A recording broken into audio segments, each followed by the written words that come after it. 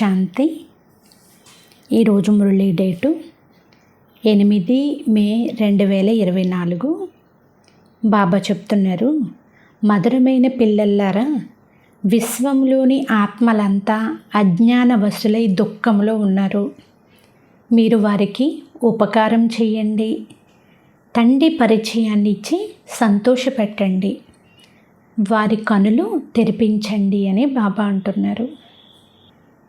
ఈరోజు మురళీలోని ప్రశ్న, ఏ సేవా కేంద్రము వృద్ధికైనా ఆధారం ఏమిటి?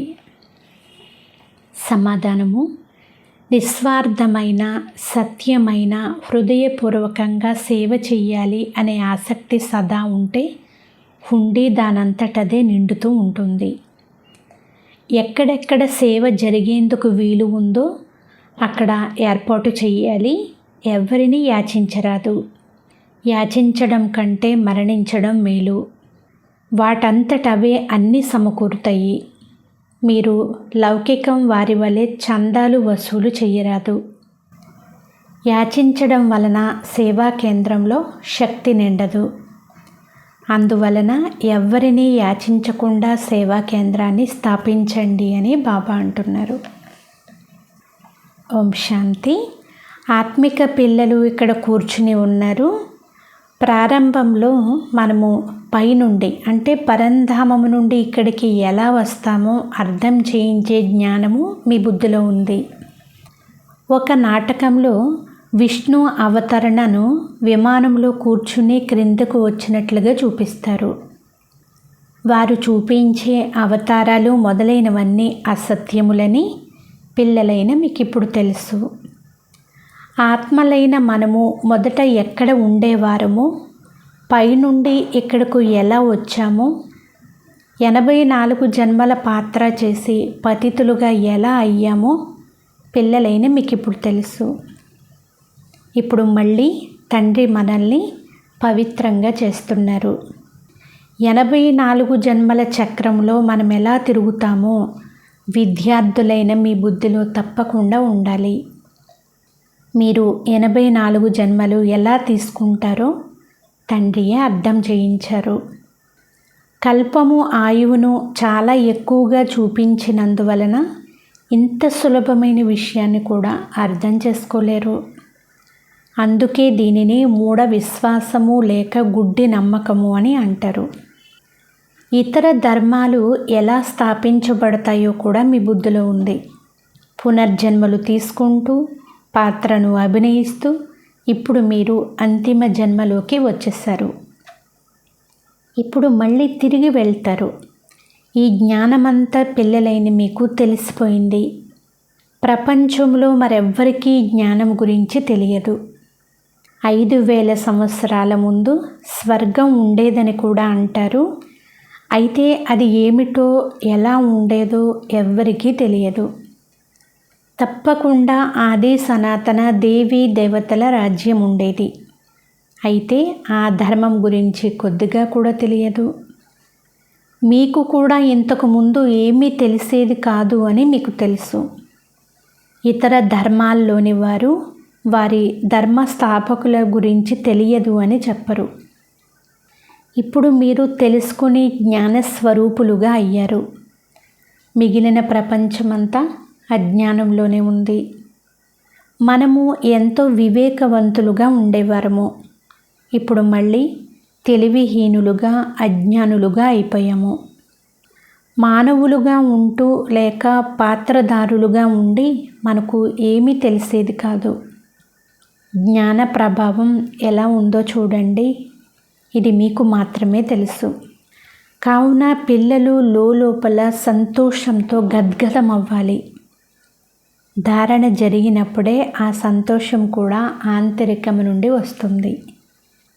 ప్రారంభంలో మనం ఇక్కడికి ఎలా వచ్చామో, తరువాత ఎలా శూద్ర కులము నుండి బ్రాహ్మణ కులంలోకి బదిలీ అయ్యామో మీరు తెలుసుకున్నారు. ఈ సృష్టి చక్రం ఎలా తిరుగుతూ ఉందో మీకు తప్ప ఈ ప్రపంచంలో మరెవ్వరికీ తెలియదు.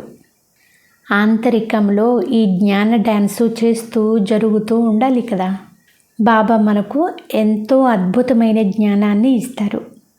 ఈ జ్ఞానము ద్వారా మనము మన వారసత్వాన్ని పొందుతాము. ఈ రాజయోగం ద్వారా నేను మిమ్మల్ని రాజాదిరాజులుగా తయారు చేస్తాను అని కూడా వ్రాయబడి ఉంది. అయితే ఏమాత్రం అర్థమయ్యేది కాదు. ఇప్పుడు మీ బుద్ధిలోకి మొత్తం రహస్యమంతా వచ్చేసింది. మనము శూద్రుల నుండి బ్రాహ్మణులుగా అవుతాము. ఈ మంత్రం కూడా బుద్ధిలో ఉంది. మనమే బ్రాహ్మణులము, మళ్ళీ దేవతలుగా అవుతాము. ఆ తర్వాత మళ్ళీ దిగుతూ క్రిందికి వచ్చేస్తాము. ఎన్ని పునర్జన్మలు తీసుకుంటూ చక్రంలో తిరుగుతామో బుద్ధిలో ఉన్న కారణంగా సంతోషం కూడా ఉండాలి.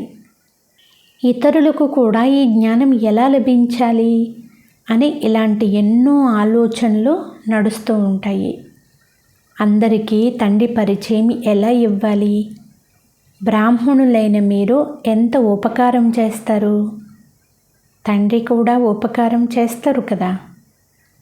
పూర్తిగా అజ్ఞానములో ఉన్నవారిని సదా సుఖవంతులుగా చేయాలి. వారి కనులు తెరిపించాలి. అప్పుడు ఎంత సంతోషం అవుతుంది కదా. ఎవరికి సేవ చెయ్యాలనే ఆసక్తి ఉంటుందో వారి ఆంతరికంలో చాలా సంతోషం ఉండాలి.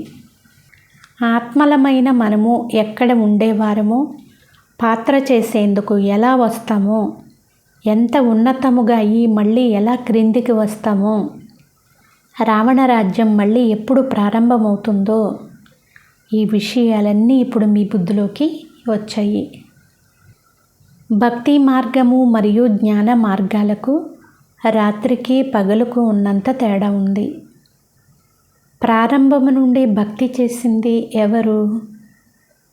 మొట్టమొదట మనమే వచ్చాము, కావున చాలా సుఖాన్ని అనుభవించాము. మళ్ళీ మేమే భక్తి చేయడం ప్రారంభించాము అని మీరు చెప్తారు. పూజ్యులకు పూజారులకు రాత్రికి పగలుకు ఉన్నంత భేదం ఉంది. ఇప్పుడు మీ వద్ద ఎంతో జ్ఞానం ఉంది. అపారమైన సంతోషం ఉండాలి కదా. మనము 84 జన్మల చక్రం ఎలా పూర్తి చేశామో మీకు తెలుసు. 84 జన్మలు ఎక్కడా? 84 లక్షలు ఎక్కడా? ఇంత చిన్న విషయం కూడా ఎవ్వరికీ ధ్యానములోకి రాదు. లక్షల సంవత్సరాలలో పోల్చుకుంటే ఇది 1-2 రోజులకు సమానమవుతుంది. మంచి పిల్లల బుద్ధిలో ఈ చక్రం తిరుగుతూ ఉంటుంది. అందుకే వారిని స్వదర్శన చక్రధారులు అని అంటారు. సత్యయుగంలో ఈ జ్ఞానం ఉండదు. స్వర్గానికి ఎంత గొప్ప మహిమ ఉంది. అక్కడ కేవలం భారతదేశమే ఉండేది. ఏది ఒకప్పుడు ఉండేదో అది మళ్ళీ తయారవ్వాల్సిందే. బయట నుండి ఏమీ కనిపించదు. సాక్షాత్కారాలు జరుగుతాయి. ఈ పాత ప్రపంచం ఇప్పుడు సమాప్తమైపోతుంది అని మీకు తెలుసు. తర్వాత మళ్ళీ నెంబర్ వారీగా మనం నూతన ప్రపంచంలోకి వస్తాము. పాత్రలు చేసేందుకు ఆత్మలు ఎలా వస్తాయో కూడా మీరు తెలుసుకున్నారు. నాటకంలో చూపినట్లుగా ఆత్మలు పైనుండి క్రిందికి దిగిరావు. ఆత్మనైతే ఈ కనుల ద్వారా ఎవ్వరూ చూడలేరు. ఆత్మ ఎలా వస్తుందో, చిన్న శరీరంలో ఎలా ప్రవేశం చేస్తుందో, ఇదంతా చాలా అద్భుతమైన నాటకం. ఇది ఈశ్వరీయ చదువు. దీనిని గురించి రాత్రింబవళ్ళు ఆలోచిస్తూ ఉండాలి. మనం ఒక్కసారి అర్థం చేసుకుంటాము. దానిని చూసినట్లు వర్ణన చేస్తాము. పూర్వము ఇంద్రజాలం చేయువారు చాలా వస్తువులు వెలుపలికి తీసి చూపించేవారు. అందుకే తండ్రిని కూడా ఇంద్రజాలికుడు, వ్యాపారి, రత్నాకరుడు అని అంటారు కదా.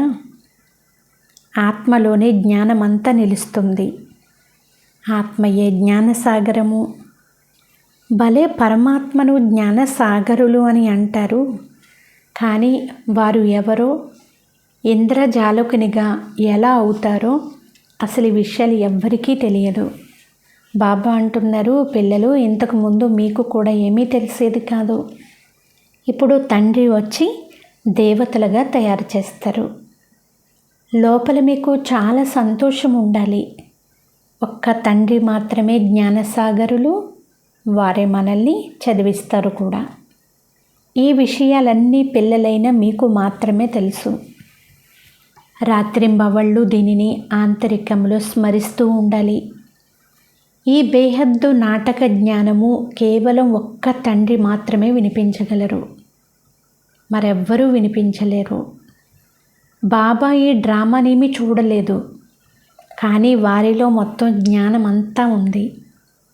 నేను సత్య త్రేతాయుగాల్లో ఏమీ రాను, కానీ దానికి సంబంధించిన జ్ఞానం అంతా వినిపిస్తాను అని తండ్రి అంటారు. ఆశ్చర్యం అనిపిస్తుంది కదా. ఎవరైతే ఎప్పుడూ ఆ పాత్రనే చూడలేదో అటువంటి వారు ఎలా తెలియచేస్తున్నారు? నేను ఏమీ చూడను, అంతేకాక సత్య త్రేతాయుగాల్లోనికి రాను, కానీ నాలో జ్ఞానము ఎంత నిండుగా ఉంది అంటే నేను కల్పంలో ఒక్కసారి మాత్రమే వచ్చి మీకు ఆ జ్ఞానం అంతా వినిపిస్తాను అని బాబా అంటున్నారు. మీరు పాత్ర చేశారు, కానీ మీకు ఏమీ తెలియదు. ఎవరైతే పాత్రను అభినయించనే లేదో వారు మాత్రం అంతా వినిపిస్తారు. ఇది చాలా అద్భుతం, చాలా ఆశ్చర్యం కదా. పాత్రదారులైన మనకు ఏమీ తెలియదు, కానీ తండ్రిలో మొత్తం జ్ఞానమంతా ఉంది. నేను మీకు అనుభవం వినిపించేందుకు సత్య త్రేతాయుగాల్లో రాను కదా అని బాబా అంటారు. డ్రామానుసారంగా చూడకుండా, అనుభవం చేయకుండా మీకు మొత్తం జ్ఞానమంతా ఇస్తారు. ఇది ఎంత అద్భుతమో చూడండి. నేను పాత్రను అభినయించేందుకు రాను, కానీ మొత్తం పాత్ర అంతటిని తెలియజేస్తాను, అందుచేతనే నన్ను జ్ఞానసాగరులు అని అంటారని బాబా అంటున్నారు. ఇప్పుడు తండ్రి చెప్తున్నారు, మధురాతి మధురమైన పిల్లలు, మీరు మీ ఉన్నతి చేసుకోవాలి అంటే స్వయాన్ని ఆత్మగా భావించండి. ఇది ఒక ఆట. మీరు మళ్ళీ ఇదే డ్రామాను అభినయిస్తారు. దేవి దేవతలుగా అవుతారు. చివరిలో చక్రమంతా పూర్తి చేసి చివరిలో మనుష్యులుగా అవుతారు. బాబాలో ఈ జ్ఞానం అంతా ఎలా వచ్చింది అని ఆశ్చర్యపడాలి కదా. వారికి ఏ గురువు లేరు. డ్రామానుసారముగా ముందే వారిలో ఈ పాత్ర అభినయించాలి అని నిశ్చయింపబడి ఉంది. దీనిని స్వాభావికము అని అంటారు కదా. ప్రతి విషయము అద్భుతంగా ఉంటుంది. కావున తండ్రి కూర్చుని కొత్త కొత్త విషయాలు అర్థం చేయిస్తారు. మరి ఇటువంటి తండ్రిని ఎంతగా స్మృతి చెయ్యాలి?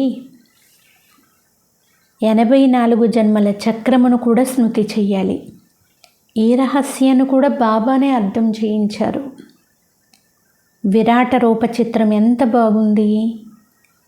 లక్ష్మీనారాయణల చిత్రము లేక విష్ణు చిత్రమును తయారు చేయువారు మనము 84 జన్మలు ఎలా తీసుకుంటామో చూపిస్తారు. మనమే దేవతలు, తర్వాత క్షత్రియులు, వైశ్యులు, మళ్ళీ శూద్రులుగా అవుతాము. దీనిని స్మృతి చేయడంలో ఏమైనా కష్టం ఉందా? తండ్రి జ్ఞానసాగరులు. వారు ఎవరి వద్ద చదువుకోలేదు, శాస్త్రాలు మొదలైనవి కూడా చదవలేదు. ఏమీ చదవకుండా, ఏ గురువు లేకుండా ఇంత గొప్ప జ్ఞానమును కూర్చొని వినిపిస్తున్నారు. ఇటువంటి వారిని మనం ఎప్పుడూ చూడలేదు కదా. తండ్రి ఎంత మధురమైన వారు.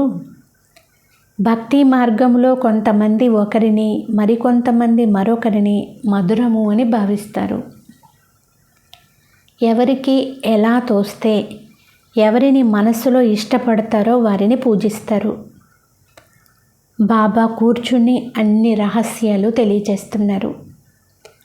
ఆత్మయే ఆనంద స్వరూపము, తర్వాత ఆత్మనే దుఃఖ స్వరూపంగా చీచీగా తయారవుతుంది. భక్తి మార్గంలో మీకు ఏమీ తెలిసేది కాదు. నన్ను ఎంతో మహిమ చేసేవారు కానీ నా గురించి ఏమాత్రం తెలియదు అని బాబా చెప్తున్నారు. ఇది కూడా ఎంతో అద్భుతమైన ఆట. ఈ ఆటనంతా పూర్తిగా బాబానే అర్థం చేయిస్తారు. ఇన్ని చిత్రాలు, మెట్లు మొదలైనవి ఎప్పుడూ చూడలేదు. ఇప్పుడు చూస్తున్నారు, వింటూ ఉన్నారు. అందువలన ఈ జ్ఞానం యథార్థమైనది అని అంటారు. కానీ కామం మహాశత్రువు, దీనిపైన విజయం పొందాలి అని వింటూనే దృఢత్వాన్ని కోల్పోయి మరలా డీలా పడిపోతారు. మీరు ఎంతగా అర్థం చేయించినా వారికి అర్థమే కాదు. చాలా శ్రమ చేయాల్సి ఉంటుంది అంటున్నారు బాబా. కల్పం క్రితం ఎవరైతే అర్థం చేసుకున్నారో వారే ఇప్పుడు కూడా అర్థం చేసుకుంటారు అనేది మీకు తెలుసు. ఎంతమంది దైవీ పరివారం వారిగా అవ్వాలో వారికి ఇవి ధారణ అవుతాయి. మనము శ్రీమతాన్ని అనుసరించి మన రాజధానిని స్థాపన చేస్తున్నామని మీరు తెలుసుకున్నారు. ఇతరులను కూడా మీ సమానంగా చెయ్యండి అని ఇప్పుడు శివబాబా పిల్లలకు ఆదేశమును ఇస్తున్నారు. తండ్రి జ్ఞానం అంతటిని వినిపిస్తున్నారు. బాబా మనకి ఏదైతే వినిపించారో దానిని తిరిగి మళ్ళీ మనం ఇతరులకు వినిపిస్తాము. కావున ఈ శివబాబా రథం కూడా తప్పకుండా వినిపించగలదు. కానీ స్వయాన్ని గుప్తం చేసుకుంటాడు. మీరు శివబాబానే స్మృతి చేస్తూ ఉండండి. ఈ రథమును కూడా మహిమ చెయ్యరాదు. సరువుల సద్గతి దాత, మాయా సంకెళ్ళ నుండి విడిపించేవారు ఒక్కరు మాత్రమే. తండ్రి కూర్చుని ఎలా అర్థం చేయిస్తున్నారో పిల్లలైన మీకు తప్ప మరెవ్వరికీ తెలియదు. రావణుడు అంటే ఎవరో కూడా మనుషులకు తెలియదు. ప్రతి సంవత్సరం తగలుపెడుతూనే వస్తున్నారు. శత్రువుల యొక్క బొమ్మలే తయారు చేస్తారు కదా, అంటే దిష్టి బొమ్మలను. రావణుడు భారతదేశపు శత్రువు అని, అతడే భారతదేశాన్ని నిరుపేదగా దుఃఖమయంగా చేస్తాడు అని ఇప్పుడు మీకు తెలుసు. అందరూ 5 వికారాల రావణుని పంజరంలో చిక్కుకుపోయి ఉన్నారు. ఇతరులను కూడా ఈ రావణుని నుండి ఎలా విడిపించాలో పిల్లల బుద్ధిలోకి రావాలి. సేవ జరిగే అవకాశం ఉంటే అక్కడ ఏర్పాట్లు చేయాలి. సత్యమైన హృదయంతో, నిస్వార్థ భావంతో సేవ చెయ్యాలి. అటువంటి పిల్లల హుండీని నేను నింపుతాను అని బాబా చెప్తున్నారు. ఇది డ్రామాలో నిశ్చయింపబడి ఉంది. సేవకు మంచి అవకాశం ఉంటే అడిగే అవసరం కూడా ఉండదు. తండ్రి చెప్పేశారు, కావున సేవ చేస్తూ ఉండండి, ఎవరిని యాచించకండి. యాచించడం కంటే మరణించడం మేలు. వాటంతటవే మీ వద్దకు వచ్చేస్తాయి. యాచించడం వలన సేవా కేంద్రంలో అంత శక్తి నిండదు. యాచించకనే మీరు సేవా కేంద్రాన్ని స్థాపించండి. వాటంతటవే అన్నీ వస్తూ ఉంటాయి. అందులో శక్తి ఉంటుంది. లౌకికులు చందాలు పోగు చేసినట్లుగా మీరు చెయ్యరాదు అని బాబా అంటున్నారు. మనుషులను భగవంతుడు అని ఎప్పుడూ అనరు. జ్ఞానం అనేది బీజము కూడా.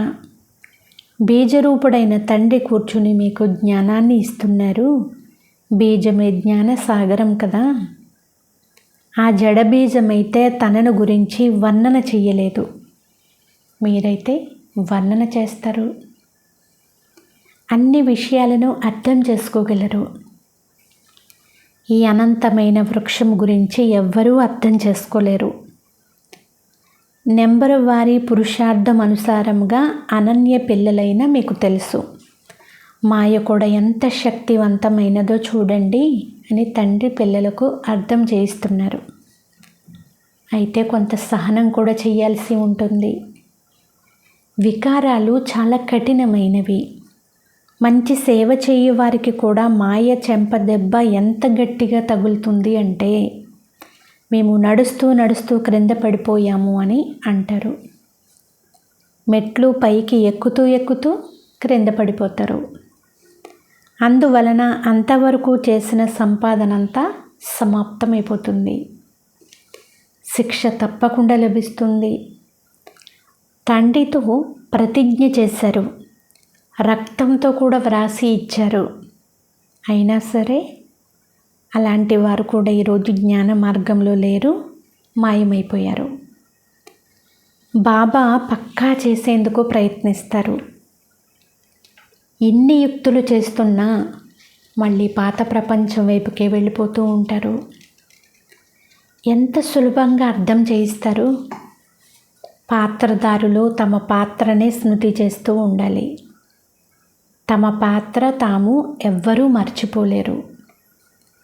తండ్రి ప్రతిరోజు రకరకాలుగా అర్థం చేయిస్తూ ఉంటారు. మీరు కూడా అనేక మందికి అర్థం చేయిస్తారు. అయినా మేము బాబా సన్ముఖానికి వెళ్ళాలి అని అంటారు. తండ్రిది అద్భుతం, విచిత్రం. ప్రతిరోజు మురళి వినిపిస్తారు. వారు నిరాకారులు. నామము, రూపము, దేశము, కాలము వారికి లేవంటారు. అయితే మురళి ఎలా వినిపిస్తారు అని మనుషులు ఆశ్చర్యచకితులైపోతారు. మళ్ళీ పక్కా అయి వస్తారు. ఇటువంటి తండ్రి వారసత్వం ఇచ్చేందుకు వచ్చారు. వారిని కలవాలి అని ఇష్టపడతారు కూడా. ఇదంతా తెలుసుకొని వచ్చి కలుసుకుంటే తండ్రి నుండి జ్ఞానరత్నాలను తీసుకొని ధారణ చేయగలుగుతారు. శ్రీమతాన్ని కూడా పాలన చేయగలుగుతారు అని బాబా అంటున్నారు. అచ్చా,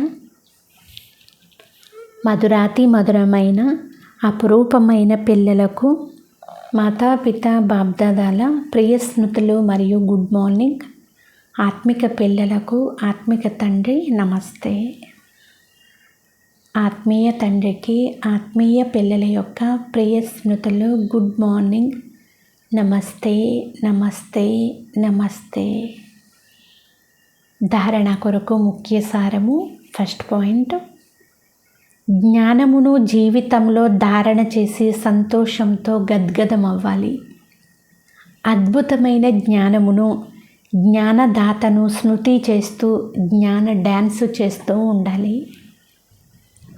సెకండ్ పాయింట్, మీ పాత్రను మీరు స్మృతి చెయ్యాలి. ఇతరుల పాత్రను చూడరాదు. మాయ చాలా శక్తివంతమైనది. అందువలన పిల్లలు చాలా చాలా జాగ్రత్తగా ఉండాలి. మీ ఉన్నతిలో మీరు నిమగ్నులై ఉండాలి. సేవ చెయ్యాలి అనే ఆసక్తి కలిగి ఉండాలి.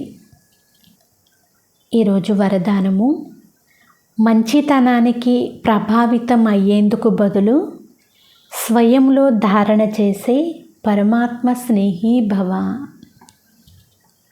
ఒకవేళ పరమాత్మ స్నేహిలుగా అవ్వాలి అంటే దేహాభిమానం కలిగించే ఆటంకాలను చెక్ చేసుకోండి.